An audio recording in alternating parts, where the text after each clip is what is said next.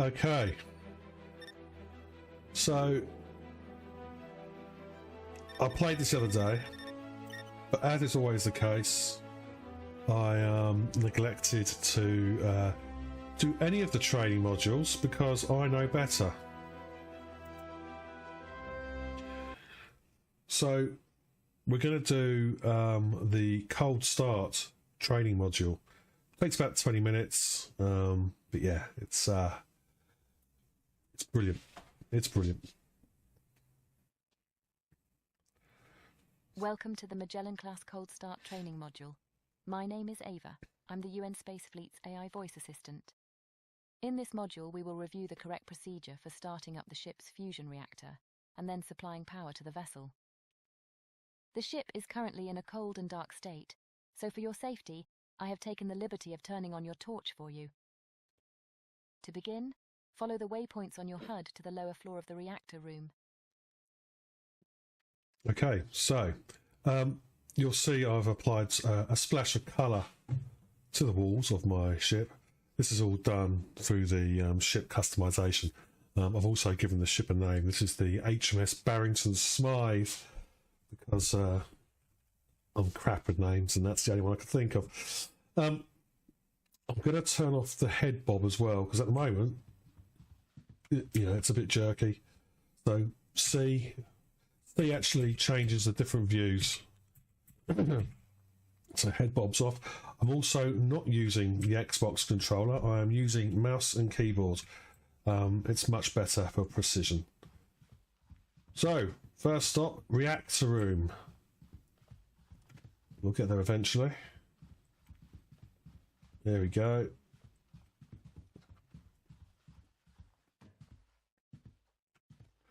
We'll rush through this bit. As you can see, the reactor is offline, and none of the ship's systems are powered. Our first task is to provide power to the engineering decks, so let's make our way to the start capacitors room. Follow the waypoints on your HUD to the startup distributor.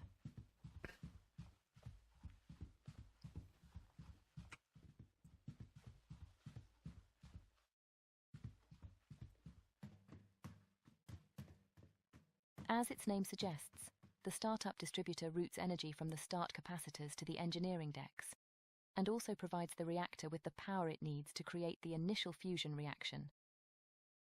You'll notice the device is already powered, because the start capacitors are fully charged. Let's go ahead and get some lights on by connecting all of the breakers.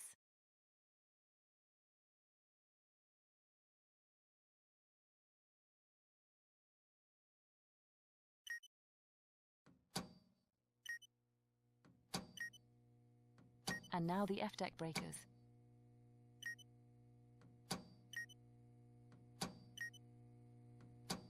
And finally, the reactor supply itself. Excellent. Now we can see what we're doing. You can go ahead and turn off your torch by pressing T. The reactor controls should now be online, so let's walk back to the reactor room and take a look.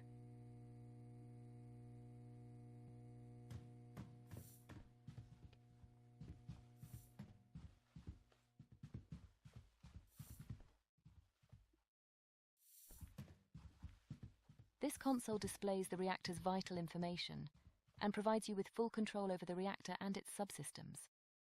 On the left-hand side, we have the coolant section, which shows the liquid helium coolant flow and the condition of the magnetic field coils. On the right-hand side, we have the electrical section, which shows the reactor's main electrical bus, along with its input and output feeds. In the center, we have the reactor's main display, where we can control the fusion reaction itself. As you can see from all of these alarms, it would be impossible to initiate a stable fusion reaction under the current conditions, so let's fix that. The first thing we need to do is supply power to... Great! Now that the reactor has power, the chamber pressure should now be dropping. To sustain a fusion reaction, we need an internal pressure of less than 10 nanopascals. While we wait for the confinement chamber to reach its target pressure, let's take care of the reactor's fuel and coolant supplies. Exit the reactor room via the door behind you, and follow the waypoints on your...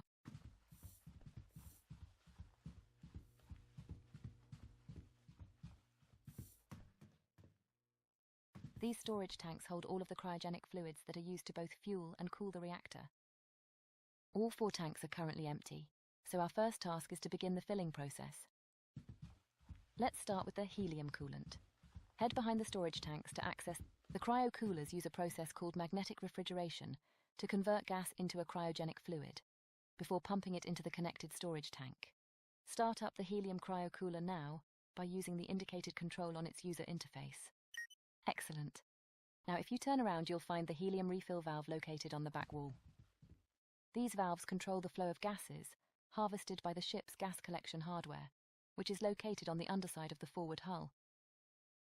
Go ahead. If you turn around again and inspect the display screen connected to the helium tank, you should be able to confirm that the tank is now filling with fluid.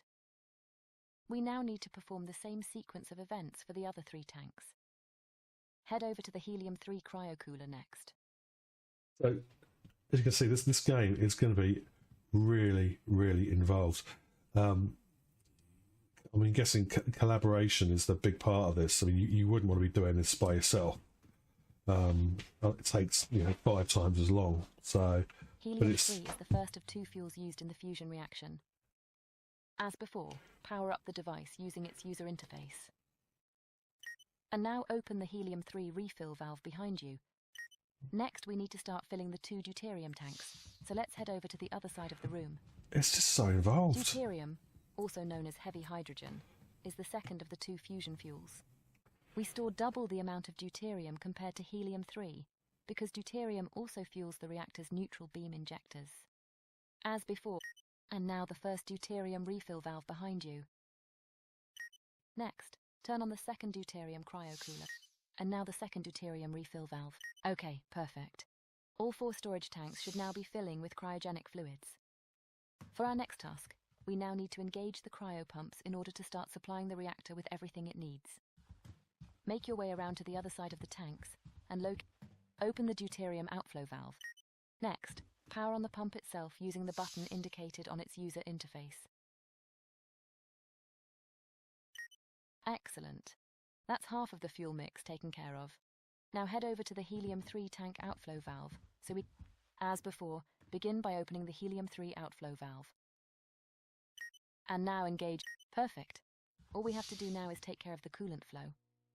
Head over to the helium tank outflow valve. Now open the helium outflow valve. And finally, power on the helium cryo. There we go. The reactor is now being supplied with all the fuel and coolant it needs. Just fueling the reactor. Follow the waypoints back to the reactor room. Now we've got to switch it on. A few more valves. It's just, this is just one part of flying the ship, which is so much more to it. Open the helium inflow valve to start flowing coolant through the magnetic field coil.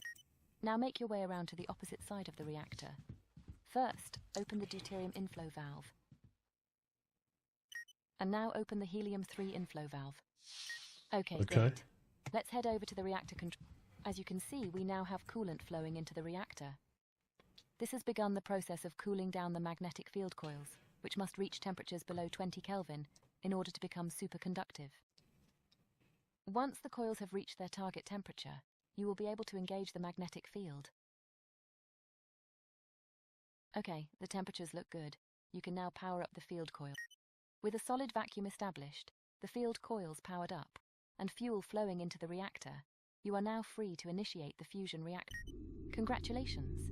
You have now successfully started the fusion reactor. We have power. The reactor automatically starts up at only 10% of its rated power. This means high voltage systems, such as the FTL drive, will be underpowered until you increase the reactor output. Let's resolve that now. Increase the power level to 100. You'll notice that you can increase the power beyond 100%, but doing so for an extended period will overheat the reactor, causing damage and forcing an uncontrolled shutdown. Okay, we now need to provide power to the rest of the ship. With the reactor now powering itself, you can go ahead and... Perfect. If we now head around to the opposite side of the reactor output distributor should now be powered up. If you can imagine a team of people working in the engineering section, they'd all be working together to do this. This device distributes the reactor's output to the ship's high voltage systems, which are in fact the only systems powered directly by the reactor. The rest of the ship is powered by 48 individual battery arrays, which we now need to begin charging using the reactor's output. Go ahead and connect all 5 of the output breakers here.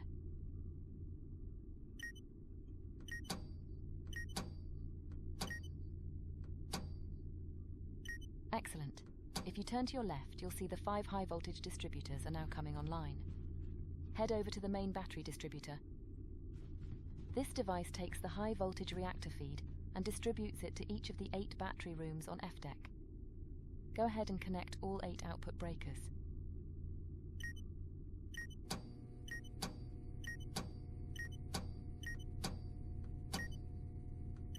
Perfect.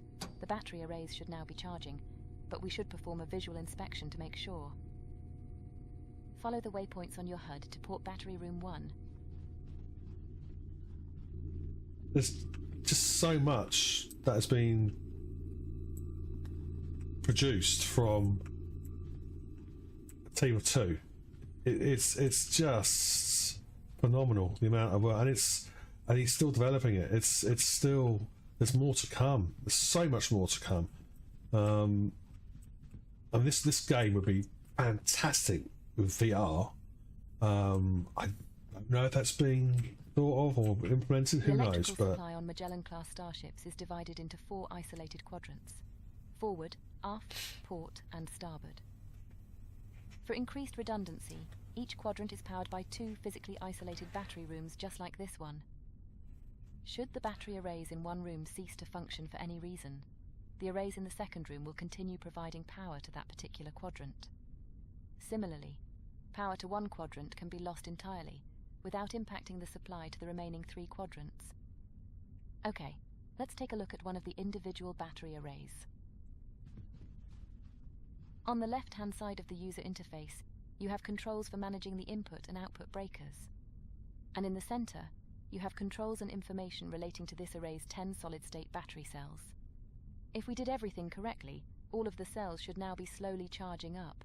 yeah, For they the are. next step, we now need to connect each of the 8 battery rooms to the ship's electrical grid. This task will take us into the ship's labyrinth of maintenance tunnels, so be sure to watch your head. Follow the waypoints on your HUD to port battery Okay. There we go.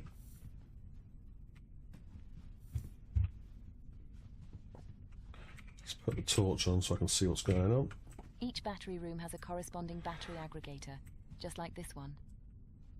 These devices perform load balancing and also combine each room's 6 individual battery arrays into a single high voltage feed. Go ahead and connect the output breaker now. Okay, 1 down and 7 more to go. Next, head over to port battery aggregator 2. As before, connect this aggregator's output breaker. That takes care of the port battery rooms. Let's make our way to the forward quadrant next.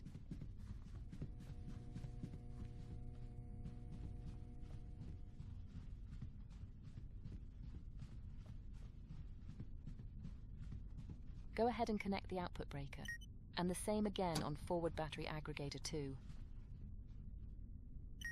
Okay, onwards to the starboard quadrant.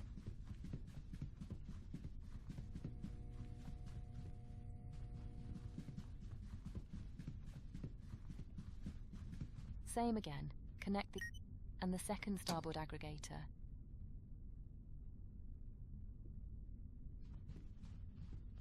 I just love that it's also the GUI that's used. I mean, it's I think it's heavily inspired by something, but I love it. I absolutely love it. Almost done. Just the aft quadrant brilliant. to go. I can't. I mean, this is what they've achieved so far.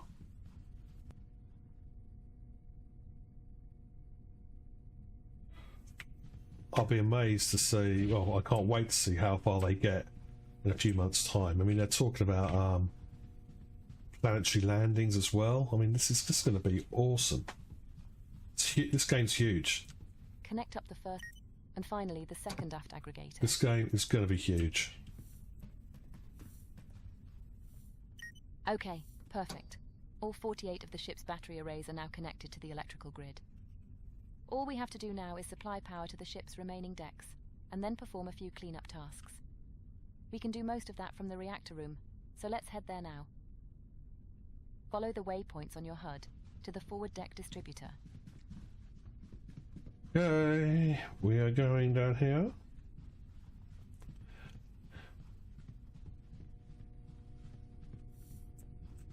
What also impresses me is that well, it's obviously it's a work in progress, but it's quite clear which bits don't work at the moment. Other than that, everything else seems to work really, really well. Each deck in a given quadrant is fed by a deck distributor, which takes the total electrical load of that quadrant, and then load balances it between the two connected battery aggregators. Go ahead and connect the output breakers for all...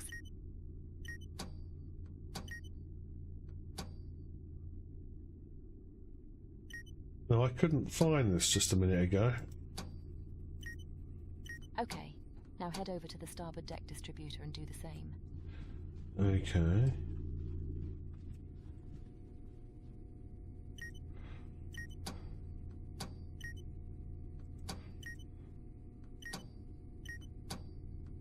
And now the aft deck distributor.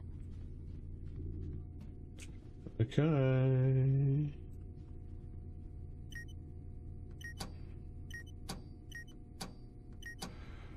Just the attention to detail And finally, is the port deck distributor. just brilliant. It's brilliant. And I'm watching, how this guy develops and adds new components, new modules to this. My hat. I doff my hat to him. To the pair of them. I mean, it's just... All quadrants on every deck now have just power brilliant. available from the ship's main battery arrays. You'll notice, however, that the ship is still under emergency lighting conditions. Yes, it is. Because F and G decks are still using the start capacitor's supply. To resolve this, we simply have to switch the 4 quadrant distributors on F and G decks over to the main battery feed. Head over to the G deck forward quadrant distributor. Each deck has 4 of these devices, 1 for each quadrant. They are fed by the corresponding deck distributor. Go ahead and switch. That's better. Now we can really see what we're doing. Excellent. Now head over to the starboard quadrant distributor and do the same. Proper lights now. And now the aft quadrant distributor.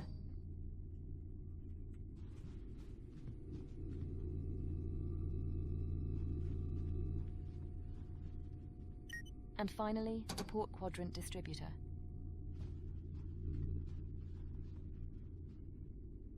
That's G deck taken care of. Let's do the same for F deck. Head upstairs to the F deck forward quadrant distributor. It's the constant hum of the engines which I like as well. Yeah. As before. And now the same on the starboard quadrant distributor. There we go. I think we're all done now with this. And again on the aft quadrant distributor. Okay. And finally, the port quadrant distributor. Well done. That's the main objectives of the cold start procedure complete. But we have one final bonus task to perform.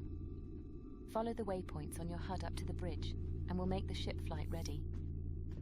Okay, so we're now heading up to the bridge. Yeah. There we go. There's a bridge.